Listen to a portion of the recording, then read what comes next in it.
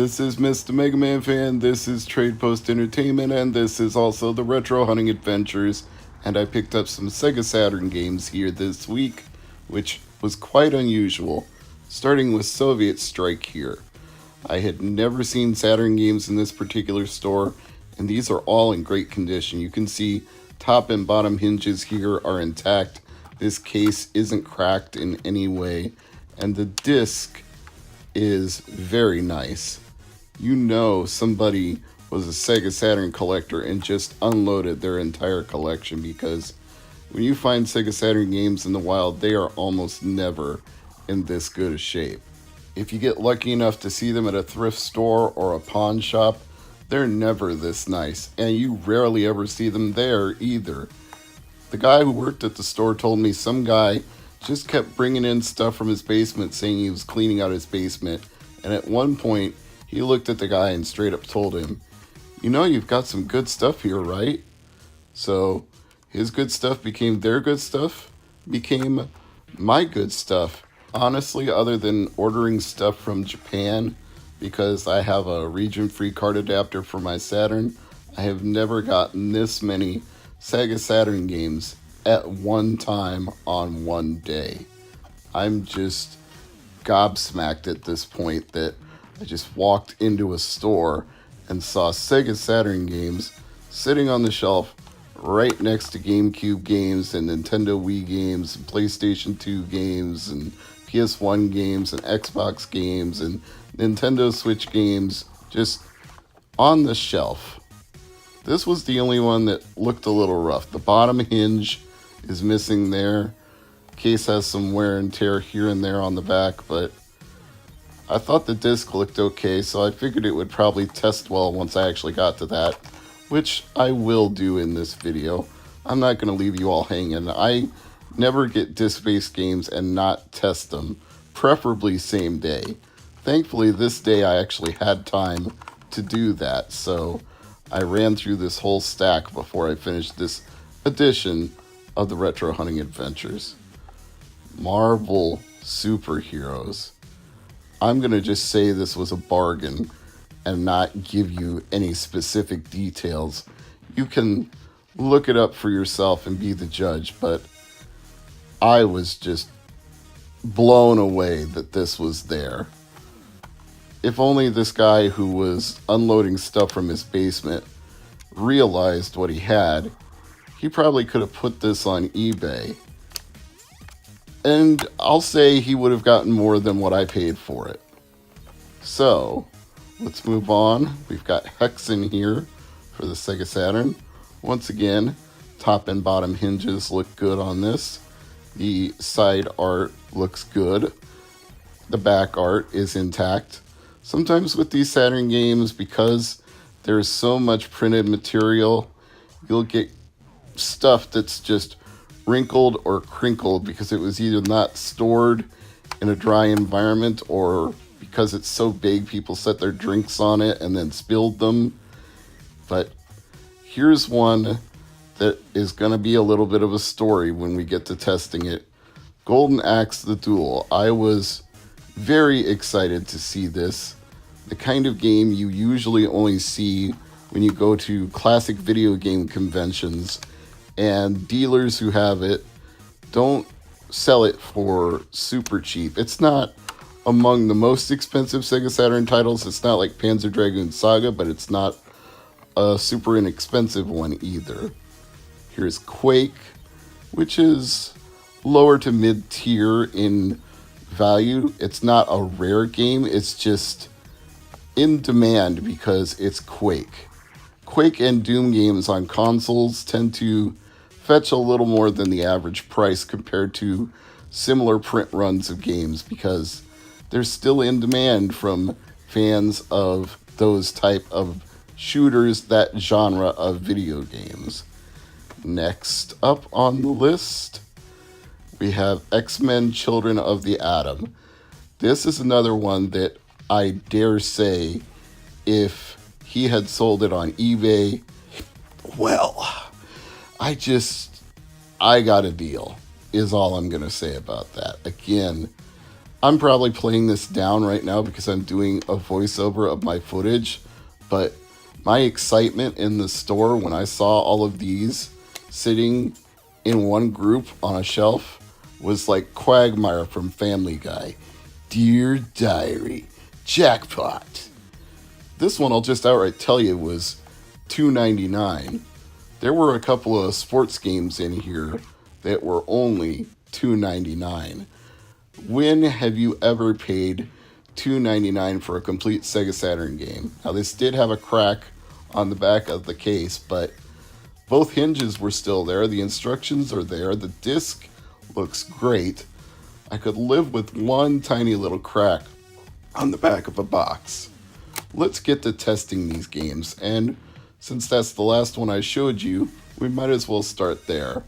Now, I've got my action replay in, which makes my Sega Saturn region free, and it also enables you to use cheats if you want to, but I tend to not activate the cheats. For me, this is just there so I can play my Japanese imports. It changes the boot up menu a little bit, as you can see, but otherwise the games function the same way. Now, for the sake of brevity, I'm going to cut down the introductions a little bit, and I'm just going to show you footage that shows the games are working and not bore you with a bunch of loading screens and title screens. But as you can see, Worldwide Soccer is tested and working. Children of the Atom, the #1 arcade smash. And with so many of these licensed games, like X-Men games and Marvel vs. Capcom games, they're out of print and they're never going to be released in a retro compilation because of the licensing issues. You'll never get a virtual console version of these games. You will never get a digital download of these games. They will never appear on a retro compilation for your Switch because they are just not going to pay the licensing fees. Here is Quake. It asked me if I want to create a save file. I went ahead and did that, then stuck it in real quick and tried out my Sega Saturn 3D controller, which came with Nights into Dreams, and it does allow you to use movement with the stick instead of the thumb pad. Now, Golden Axe the Duel was depressing because this booted me right back to the Sega Saturn boot screen. Didn't even recognize that I had the action replay in there, and you might hear me muttering a few curse words in the background as I'm trying repeatedly to get this game to load. I thought it was going to work. Nope, boots me right back to that screen again, so I thought maybe my action replay is causing the problem. I took it out, I looked at the disc very carefully, and thought, okay, no action replay, the disc seems to be okay, and I'll just try it again. It's checking the disc format, and I'm thinking, okay, so maybe the action replay was causing the problem. And I try to boot it again, and we get the Sega logo and back to the Sega Saturn boot screen. So I gave up at this point. I moved on to Hexen. I even tried cleaning the disc with a microfiber cloth and it made no difference. So unfortunately, when I got it under a bigger, brighter light and looked at it really closely, I could see there were a couple of scratches in the data on Golden Axe the Duel. So I don't think even resurfacing it would help. I think that one was just doomed. No pun intended on the fact I was talking about Doom and Quake earlier, but Hexen, that one was tested and working. So I ended up having to return Golden Axe Duel. Here's Marvel Superheroes. We're going to test that one real quick. Nice Capcom logo like you see on some of those 1990s Mega Man games like Mega Man X4. And this is a fighter game, and it also features the Infinity Stones, as you've noticed from the intros. And I'm just showing you footage to show that it works. But back to Golden Axe the Duel for a moment. They don't give you cash returns at the store I bought it from. They only give you in-store credit, so I didn't even know that I had earned 5% back on my previous purchases. So that combined together with the return gave me enough to get a few more games, which when I went to return Golden Axe the Duel and found out that I had that credit plus the credit on the return, I was like, well, as long as I'm here, I might as well pick up a few more things. But let's get back to the action. NBA action. This one has full NBA rosters from the 90s, and I chose the Bulls in particular to look at because I wanted to see who they had without Jordan. And it's Scottie Pippen and Dennis Rodman. That's pretty much who. This is the tournament edition of NBA Jam, which has expanded rosters, as you'll see here. It says, updated team rosters, 3 players from each team. Enter initials for record keeping. No, I'm not really going to bother to do that. As you can see, I never put the action replay back in. I just thought, at this point, I already took it out to try to get Golden Axe to work, so no point putting it back in. So all of the games except for one worked. So I spent $15 of my store credit, picked up NBA Live 09, Superbad, a movie for the PlayStation Portable, and Madden 07. As you can see, NBA Live 09 is complete. The disc in the little tray for PSP looks okay to me. I will, of course, test it, along with Superbad. I don't believe any of the UMD movies ever came with inserts, so I wasn't surprised there wasn't one inside this tray, but I did like the fact there was artwork underneath the tray. That's definitely a nice look instead of plain white or plain color of any kind. They actually printed artwork on both sides of the insert. And Madden 07. I was slightly concerned at first that the instructions were not in here, but as it turned out, they were just hiding underneath the precautions booklet. So I checked the disc, make sure it's okay, and there's the instructions for Madden 07 underneath. And Madden 07 is the one we're going to try first right here on my Nintendo Wii. It's a good testing platform since everything on the GameCube is compatible with the Wii, so I can test Wii games and GameCube games at the very same time. Madden 07 looks like it's going to be fine. Now, I already had this one, so you're probably asking, hey, Mr. MegaManFan, why did you buy another Madden game if you already had it?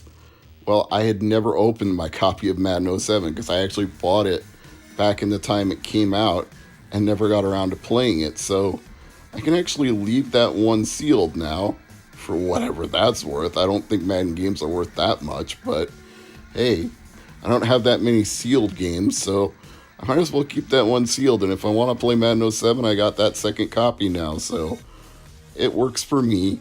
Had a little credit to burn, so I thought, why the heck not? Here's Superbad, tested and working, and my cat Tango decided to participate in the testing as well. Hi Tango, always good to see you, buddy.